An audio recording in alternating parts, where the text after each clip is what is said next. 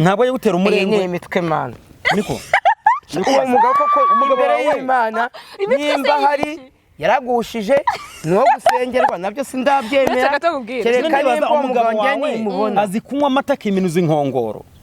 kunywa amata kiminuza inkongoro se nibiki nyine ujye umutera ajya gutera umurengwe ntabwo ibyo mbizi ntabwo ibyo nabimenye ntabwo ibyo nabimenye none se nyine impamvu kwifashishwa kuri erega nzovu turamenyeranye turanasanganwe uri kumva neza kumva ko washatse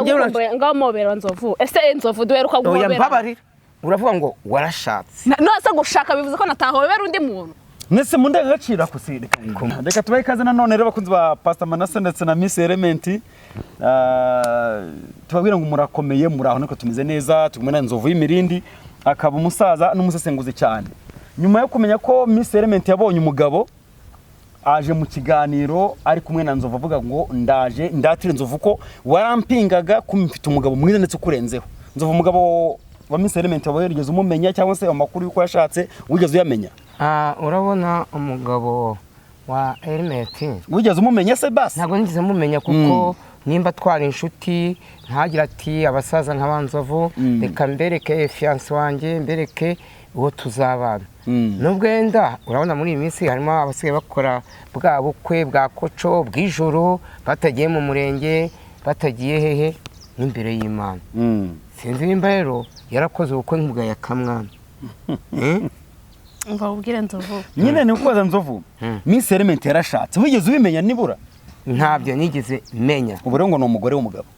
njye ndubatse urubatse yego ufite umugabo wubatse he wubatse agana he ntubatse agana he reka mbikubwire Element waje muri iki kibuga uvuga ngo Element ngo ndashaka kubana nawe twebwe twakubwira ati Element ntari ku rwego rwawe ariko kuki abakobwa muvuye inyamasheke mugera hano Kigali kugira ngo mushaka agatwiko mwahajya mukavuga ngo nimba Element byanze uwo mugabo wundi cyangwa uwo musore mwakundanye mukabana wigeze umutwereka igihamya se cyerekana ko njyewe nzamukwereka igihe cyo kumukwereka kizagera wowe ushingira yumva ko atabona umugabo umugabo ashaka kumubona ariko ngiye ibintu byo gushaka k'uyu mukobwa ntabyo mfite none se ushingiye kuvuga ko njyewe gushaka kwanjye nta kintu bigize reka nkubwire uko wambaye ntiwaje mu kiganiro umuntu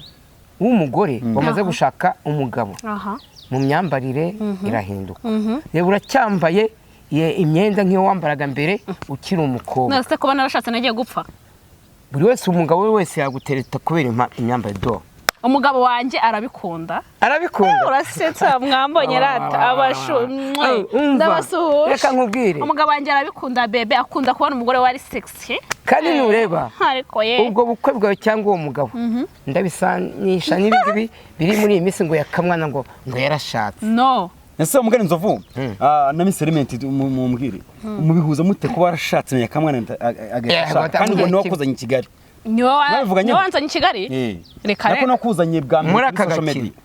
bwa mbere ntabwo ari wanzanye bwa mbere ahubwo yanzanye kuri Extrage no kuzanye kuri Extrage none urashatse nawe sashaka nose niba byarahuriranye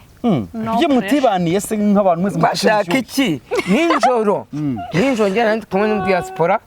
ajya kutugura kwa Karabutoni umuceri n'agafata kuko njye sinandi kunywa inzoga ambwitse inzovu ndagukunda mba muri Canada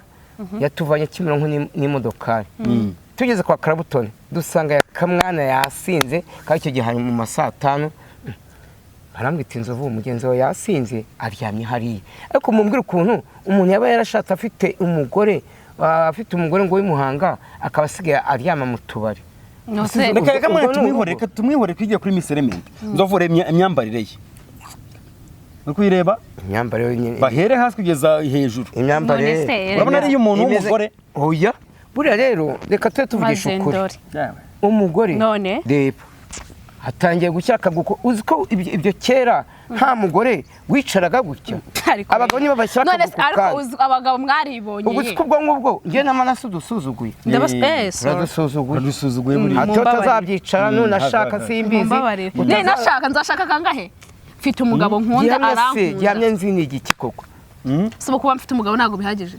niba ari ifoto yihorere nihorere niba ari umugabo si bihagije ubundi se wowe wigeze urerwa ngo wumve ko kwicara ugeretse akaguru ku kandi uri mu bantu b'abagabo batarabawe noneho byongeye banakuru uze tuvuge wigeze wumva ko ari umuco cyangwa warongowe n'ubundi utaragira nimba atari ukubeshya nimba koko uwo mugabo amufite igihe bicaye cyangwa uwo musore cyangwa umugabo agiye kumwerekana urabona iyo aba bantu babana umugabo azajya kwirega iwanyu tunasabe mumujyane i Nyamasheke cyane umusore nawe akujyane aho avuka ibaza n'ujya kwa nyakobukwe mu bakwe mu babyeyi uzamuye iyo migano ngo namaguru ngo nta kibazo nzovuga ngo umugabo yaramunye umugabo wanjye turabana sibyo uburetse mbanze sobanura Nzovu umugabo wanjye turabana mu kubana kwanjye nawe nyine twabanye tutarakora ibyemewe n'amategeko siko bivuga zerata ariko twebwe mu kwa gatanu kuri 23 tuzajya mu cyaro twirege nk'abantu babanye nyine imiryango itabizi muzirega hese tuzirega nyine mu muryango wese ega ufite imiryango ibiri umusare nagiyeyo baranzi ntago ramenya iwacu tuzajyaho twirege tumara kwirega dusabe tunakwe umugabo wanjye twigarukire nitumara kwigarukira tuzakura n'umurenge Nzovu reka mubwira ngiye umugabo yaramunyeretse twaraganira bari kumwe wowe muze waramubonye se nawe yari umusore muzima rwose mfite umugabo mwiza bebe uri kumva ngiye nango nakistonde mbabarira utangiye kunyifatishaho umva none umva yamahano none neme aravuze ngo kuvuga ko ntashatse ngo nawe nakwipevera ukatugira babiri se mbabarira abarikoro niyo mpamvu wazanye iyo myambarire se ko washatse umugabo wawe ni ikigwari kibimenye ubugubwire ntabwo yagutera umurengwe ni imitwe mana niko uwo mugabo koko imbere y'Imana nimba hari yaragushije no gusengerwa nabyo sindabyemera kereka nimba umugabo wanjye nimubona azi kunywa amata kiminuza inkongoro kunywa amata kiminuza inkongoro se nibiki nyine ujya umutera ajya gutera umurengwe ntabwo ibyo mbizi ntabwo ibyo nabimenye ntabwo ibyo nabimenye none se nyine impamvu kwifashishwa kuri erega Nzovu turamenyeranye turanasanganwe uri kumva neza kumva ko washatse ngaho mobera Nzovu ese Nzovu duheruka guhobera oya mbabarira uravuga ngo warashatse nose gushaka bivuze ko natahobera undi muntu nese mu ndangagaciro akusireka ku mu ndangagaciro unyire ku mugabo wawe kwambwe ngo abandi bose barabaretse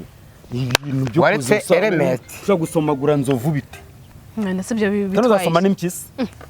kuba nakegera umuntu wanje Nzovu nyamara kuretse urinze ujya urongorwa Nzovu atarakwataka si uko agere kukunanira nako si uko ari kumunanira none ngaho utanye no kugaragaza nta mico ndi kubona mu bantu bashatse rwose neka nayo nkubwira imyambariro ku muntu w'umubyeyi umubyeyi se narabyaye ntago ndabyaye erega burya nibwo munyabatarabyaye erega ukuntu tubona no kubona nabi mbande se bambona urabona uwo mwambaro hari uwo nahiwe se hari uwo ngiwe ndi kukubaza hari uwo ngiwe ku buryo uvuga ngo barambona nabi bande se urugero nk'abanyokobokwe se mabukwe ariko nambara nabidanje kuvuga ngo umusore agiye kukwerekana iwabo nabwo wagiye wambaye gutya cyane rwose wambaye utyo nk'inturi inturi urabona n'inturi imbere w'inturumbutsi ubundi iyo umuntu ashatse mugira inama iyo umuntu ashatse ubundi mu mategeko umugabo wahita kugura igitenge cyiza none ntacyo aragura ukakenyera ukadodeshamo akaribaya ukazajyana cya kindi kuko igitenge kiba gifite ibipande bitatu hari n'ikindi bambara mu mutwe yego kuko ukamera nk'umuntu nk'umudamu ufite umugabo si ubu nimba waragiye wambaye gutyo ugira ngo kwa nyokobukwe bakubonyemo akantu k'akagegera k'akabobo kagaturi ntabwo nagiye nambaye ikanzu ariko nagiye nambaye bagiye wambaye ipantaro ntacyo reka ibyo kumugira inama tureka Nzovu icy'ingenzi nuko umenye ko Miss Element yarashatse nguyu runo rwabo uruha umugisha urabona no kwimugisha cyangwa ntawe njye ntabwo napfa kuri uwo mugisha kereka Element avuga iti Nzovu umusaza ngufata nka papa nanjye akamfata iti ngwino mu rugo mbasure nk'abana hajya koko umugabo nkamubona tukaganira kuko aba n'abana bose ndabaruta haba umusore kuko niba mufite niba atari imitwe Element ni umuntu ufite nk'imyaka nka 21 ngiye nkagira 50 numva iyo nza kubyara hakekare ni umukobwa wanjye ngo mugira inama rero imyitwarire urabona yatuma yubaka cyangwa inama namugira umukobwa wanjye koko usibye ko njye ntarabyemera neza ariko nimba biriho koko yari dekaraye yaba kuri X-Large nimba n'ahandi ko ari umuntu washatse ufite uwo musore uwo mugabo nawe yamaze kuba umugabo ubundi iyo umuntu bamaze guhuza urwuya bakaryamana tuvuge nkanjye natandukanye n'umugore ariko ubu ngubu nigira kuri nkarana ipantaro kuko ariko burya umugabo n'umugore barabunoze yego ese nagato ngo babunoze nagato ngo babunoze bivuze ngo ugiye kuryama uracyara kwa kundana umugabo kuryara n'ipantaro ako urugo ruzamara kabiri nese kuba ndara nambaye nitegeko nge ndare nambaye ubusa mu buriri urayizamu urayirondo ku buryo urara wambaye nese wavuye iwanyu ese n'ushaka mwabigize nambara kubaka se no kwambara ubusa nese icyagukuye aho wabaga uwo muhungu nawe akava aho yabaga mukagira inzu imwe muhuriyemo mukemera ko ubaye umugore undi akemera ko ubaye umugabo kurara mwambaye bisemboriza iki kurara mwambaye birasobanura ikimenyetso ni ikimeze gite ariko ugeze ugira bakuganiriza mu kugira urugo nge niko ndara meze wigeze ugira bakuganiriza se nyawanganirije wigeze abanyogosenge wigeze abanyoko wanyu hari abantu bigeze kuganiriza ati wa mwana dore kubaka bigenda bitya nago bigeze babivuga nuzo urumva uruzamara kabiri nyire nganiriza numve barara bambaye se bambuye uzashakanye gosenge mu Rwanda nuko basengera urugo rushaka kuzana urwaya niba runa n'urugo n'urw'imiyenzi cyangwa ibikenyeri umusore nimba nahari koko nimba atari plaque aragushisha atari nimba atari plaque bavuga ni plaque y'imodoka bavuga ngo iki plaque niba atari ibintu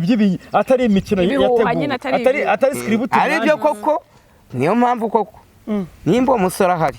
ubundi kirano barataga amata ko umusore mushaka kwanja munganya imyaka ndi umubyeyi wanyu abantu kera barataga umubyimba wabo ikimero bagana bafite amata ku mazima y'inzobe none wowe wajya n'imigano wajya n'igikuba abantu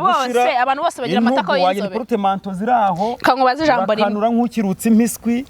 urangu ndakagura reka kunsuzugura nge ndi umugore wubatse ufite umugabo umva nkubwire ntunkange cyangwa umugozi wagiye kugora umusore w'abandi ubera kurebye mu bantu rero nagwaye wabyaye se naramugoye waramubyaye ngende shaka kuzareba umusore wagira ngo naramugoye waramubyaye ndimo ndakubaza akabuno gakase nk'imbwa ikata mwikorosi ngo dore n'umugore naramaze nyiri umugore aramuzi cyane cyangwa uri icyo ntazi urumva ruzamara kabiri uzamara kabiri ngo nge ntihagire unshinga ibyo wigira ntusanga nimba umusore agiye kukwerekana iwabo no kwa nyakobukwe nasohoye ko utarabikoze ese wagiye wambaye utarajya kukwereka nagiye nambaye ikanzu bitese burasa yarafataga n'ibyo bitese urasetsa ako bondi rero urabona nta mutindi utunga isekurume ukabona nta mufa w'igikeri nta n'umufa w'indagara gushaka buriya ntabwo washatse kubera ko ubishaka washatse kubera ubushyuhe hari ikibazo se iyo ufite ubushyuhe ukabona ubuzimya hari ikibazo umusore ntiyahuye n'ibibazo ni umuzimyi ntabwo ari umugabo ubona umuzimyi ntabwo ari umurongo ariko yarageze mu myaka mibi ariko babara kwiyahuyeho ndabona ko kugira umugore binga no gushaka inkwi zumye kubyumva ntabwo tucira ubanza ku rugo rwawe tukugira inama ubone n'agahinda n'umujinya turi kubivugana wenda buryo ushingiraho nawe ariko rero hari urugo rwubakirwa mu rundi ufite umujinya n'agahinda kuki mu bantu bose se njye weretse umugabo wawe mbere naramukweretse kuko noneho rero profesa adahari reka njye nguhanure ngutukegure rwose uzavuga uti mbana se namweretse umugabo aramushima n'ibyo abandi batukanira kuri kamera none se njye mbigenze ariko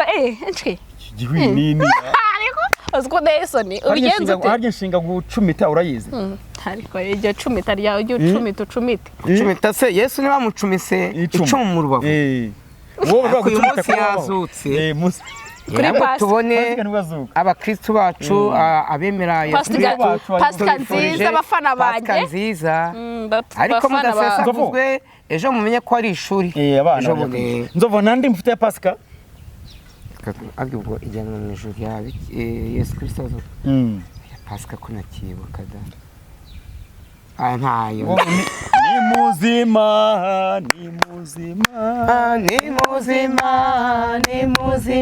Yesu Kristo yarazutse ni muzima azukira mu mitima y'abanyarwanda ni muzima haleluya umutima Miss Element umeze oya Yesu Kristo yamuzukiyemo niyo mpamvu bavuga ngo ndavuga nk'abantu b'abagatulika hari kuwa kane mutagatifu kuwa gatanu mutagatifu kuwa gatandatu mutagatifu iminsi 3 niyo Yesu yamaze mu gituro.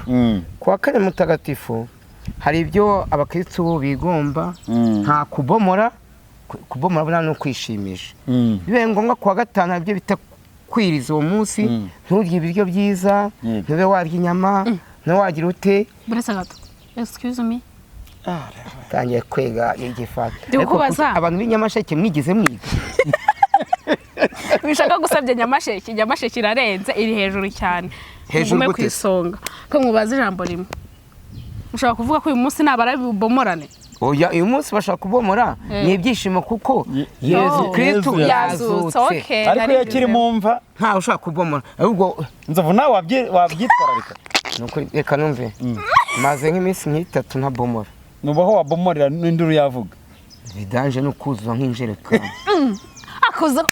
uzi ko umeze nk'umuntu bomora wigize umuntu bomora nawe ubwantu bagukamura n'amaraso n'amazi icyarimwe ntabwo akuzura injerekani none ubura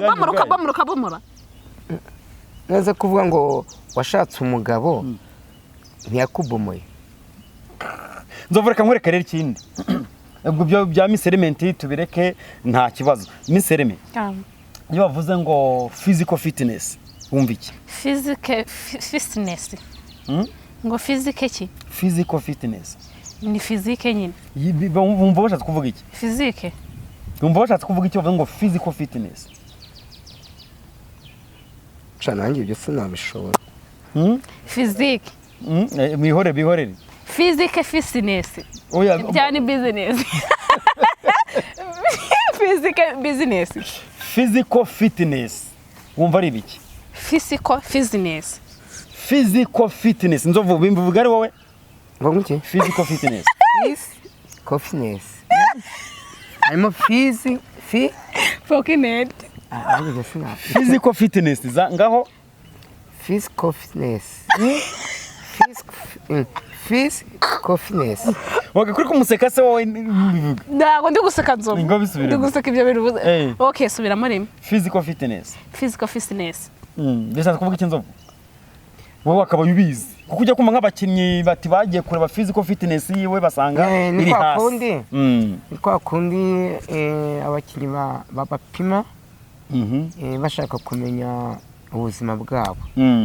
bakabapima bakavuga itenda uyu nguyu afite ikigero kiniki mu mijyanye na siporo imikorere ya siporo muri iyi minsi ahagaze atya murabona hari igihe bavuga mu mugabane w'Iburayi ntabwo nimba Chelsea igiye kuvana umukinnyi muri Man City enda ni nk'urugero uwo mukinnyi barabanza bakamupima bakajya gutenda si nko muri ibi bihugu byo mu Rwanda ko numva batarabikora. Nzovu nyine yo kumva baravuze ngo nk'umukinnyi yajya mu minota 20 gusa ukabona ngo ururimi rwabe karavati bavati physical fitness ye iri hasi bivuze ngo abafite igihaha ntabwo muri iminsi ari umunebwe muri siporo akenshi none bikunda guturuka nko ku bakinnyi bamwe inzoga yego bakanabomora niyo mpamvu uzasanga nimba nk'amaci ikomeye ya Rayon na Peri abakinnyi bajya muri lokale hari no konerega ibyo bituruka ku mukinnyi imyitwarire ye bajya kubakorera siporo kwa kuri imyitozo yabo we akajya gutega cyase gucunga kujisha umutoza imbere pompage 10 akaza kuri manganya kubyo abandi bajya kugeza 10 wakiri nko ku ya 6 imbaraga zose bari nyinshi igihe batangiye gukina uzabana ari kunanirwa mbere y'abandi yarushye harya misere umuru kuruha no kunanirwa uzi icyo uzobita no kuruha kuruha no kunanirwa Nzovu buretse ndakyabaza uyu muhiri kuruha nyine umuntu aba yararushye nko kuvuga ngo yewe ngo uriya mugore yararushye umuruho kuruha biterwa n'iki urugero byaturuka kuki ushobora gushaka umugabo akakunanira akaba ari umusinzi se akaba bomora se akaba wowe udakeneye ko ese tuza wumve mvuze kubomora ngo usha ku ngingo uratangira nyine kuruha ushobora kugira umugore akakunanira bakavuga turi mugabo yararushye bitewe n'imico umugore akora n'ibintu nyine bitamukwiriye yego kunanirwa ni nko kwikorera ikintu ukagera ahantu wananiwe kana muri misa yunanirwa kikakuvuna uri mu rwari rw'yunanirwa yego hari ese igihe wenda mugani nanirwa tubwire wenda amakuru mu rugo muryama sangahe mukabyuka sangahe Mu rugo? duge wenda ishusho y'umunsi guhera saa 12 za nimugoroba. mu rugo twebwe turyama saa 2:30 saa 2 ugeze mu buriri yego ukabyuka sangahe? biterwa iyo mfite akazi mbyuka kare nka saa 10 umugabo wanjye we yabyuka kare saa 12 saa 12 cyangwa saa 12:30 nyine aba agomba kujya mu kazi. arakumenya ariko oya kanibarize element urabona umugabo abyuka ajya mu kazi yego nk'umugabo iyo agiye ku kazi urabona sindanahamya nimba n'uwo mugabo umufite ariko bibaye ngombwa tuvuge ko yenda umufite bibaye ngombwa mbwira kuba mufite aramufite umugabo mbwira akazi umukorera mu gitondo urumva wowe umugore uba ufite inshingano z'umugabo buri umugabo ni nk'umwana ngo mbwira ikintu ukorera umugabo mu gitondo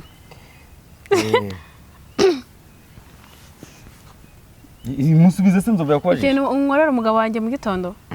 mbere yuko ajya ku kazi kugira ngo ahite ajya no ku kazi kugira ngo ahite ajya no ku kazi none se washatse. erega ariko nzovu nawe ushaka kumushimuza gute se kinamukora ni ukumutegurira ibyo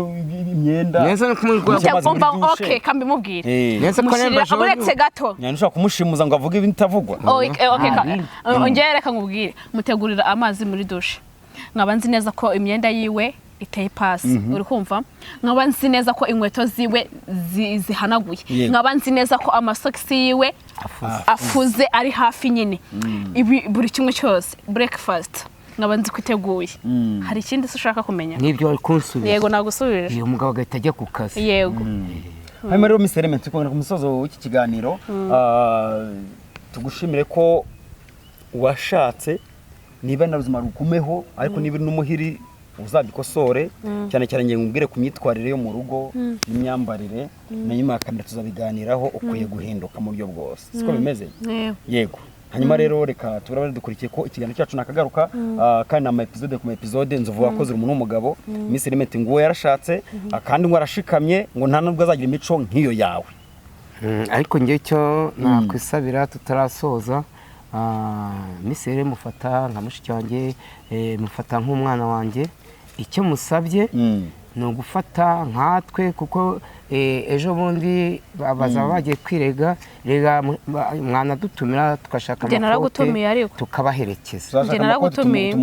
naratumiye ikipe ya Extra Jones naratumiye nawe urimo kandi reka dusoze dutyo rero ariko ndifuza kureba umugabo wawe mukore sasa nakagaruka